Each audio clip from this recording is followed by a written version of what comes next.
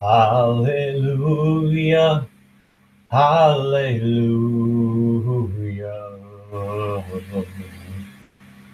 I'm not in this market. I got out of this market. And I am hoping that this goes as low as possible because when I get back into it, I want that accumulation phase to last as long as possible so I can seep my excess income into the market gradually to get ready for the next crypto takeoff. For those of us who have been in cryptocurrency long enough, we understand two things. We understand that the market went absolutely ballistic and the price of the whole space got incredibly inflated. We also understand that the underlying technology and ramifications in cryptography constitute an intrinsic value that will increase.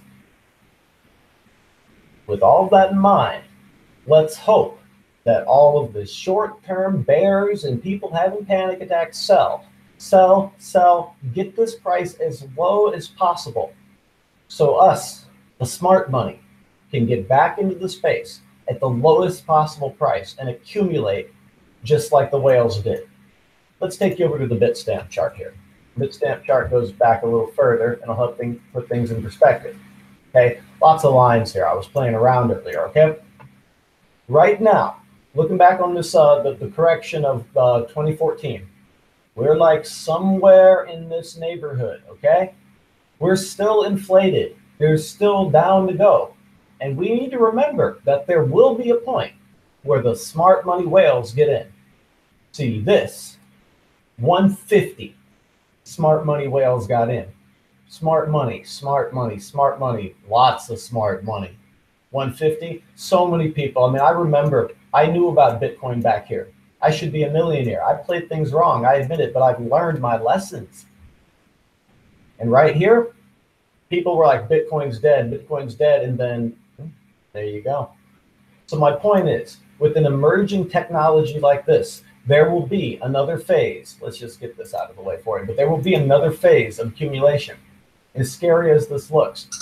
Now, when I draw these lines, I don't like to go into all of the technical analysis and all of the Bollinger Bands and the RSI and this and that, because quite frankly, that takes a long time to learn about, and it's more fun to just draw lines. But ultimately, I'm seeing human psychology here. We saw the capitulation, but we didn't realize that we were just capitulating to the mania phase. We've got to crash back through some parts of the breakout phase. Okay, you got to understand here, right? Accumulation, smart money, mainstream, like breakout, and then mania, in that order. And it's important because we crashed all the way back through the mania, but you have to also crash through the initial breakout. You need to have people who bought in at this level between 4,000 up to 8,000, who held all through the mania phase, who have held all the way on through here, to give up. They need to give up. They need to get shaken out of the market because so many people, all the way from 2,000 up to 8,000, where people had no idea what cryptocurrency actually was and what might in the future constitute its intrinsic value. And so they're just holding these tokens which are meaningless to them. They need to be shaken out of the market so the true smart money can get back in. And that's what we're seeing right now is an absolute panic in the market. This is fun to watch. As a passive bystander, this is entertainment because of the first crash. Let's take you to the hourly chart. I can show you a little more of what I'm talking about. The first crash was extremely rapid, like big whale manipulation, just boom, right? You can't prove that, but it certainly seemed like a fairly isolated group of entities. This crash is a little more gradual. I mean, still horrible, but takes a little longer. Each hour there's a fight. This is people panicking and then jumping back in, looking for the opportunity, catching falling knives, changing their minds, getting out. And finally, we're coming down to 4,700. And I'll tell you, you look at 4,700, and now just over the last couple hours, we're seeing some momentum enter the market. And I think that it's likely that over the next day, we're going to see Bitcoin do pretty well. It doesn't change the fact that we're heading down probably further on in the next couple months. But every downtrend, I don't care how severe, will be punctuated by some little bounces. It's the dead cat, man. The dead cat phenomenon is real. Even in like the most severe crash, right here. All right. Okay, I can get back to him in a second, but guys, because of this message here, I gotta get going because this is some business regarding me helping my girlfriend get her car fixed. So anyway, to wrap this up, this is gonna head on down. And I still think, just to take you out, I'm going to take you out to the weekly to get the gist of this video out there. So bear with me, scrolling in here. You see these sort of three white lines here? That constitutes the main bull energy of Bitcoin. Think of it like when you look at the forecast of hurricanes on the Weather Channel, and it just goes, it's going to head out this way. Well, I think during this phase coming down, there's going to be what I call a crosswind effect.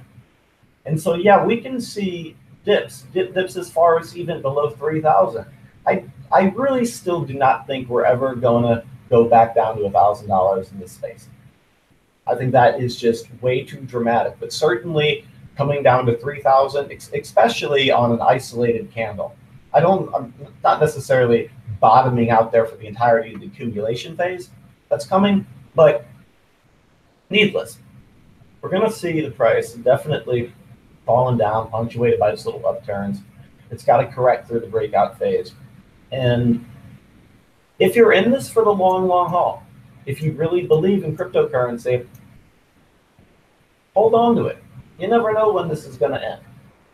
But if you're trying to play it smart and play it a little temporary, I would almost say wait a couple days, let it come back up a little bit, and just get out and wait for some sub $3,000 action.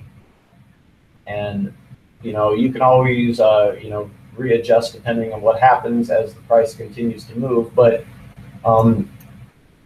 crypto is seeing a major flush out. I mean, the nonsense that's happening with Bitcoin Cash, and I am not informed enough to really speak on that issue, but I mean, the notion that one entity basically controls over the majority of the hash power and can effectively just shut the entire thing down.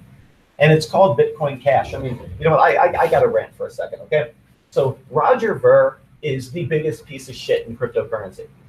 The website, Bitcoin.com, is the most misleading piece of shit. I went on Bitcoin.com 2 days ago. You know what? Fuck it. Let's take a look at Bitcoin.com right now. Imagine you're someone who doesn't know much about Bitcoin, right? What do you think you're getting?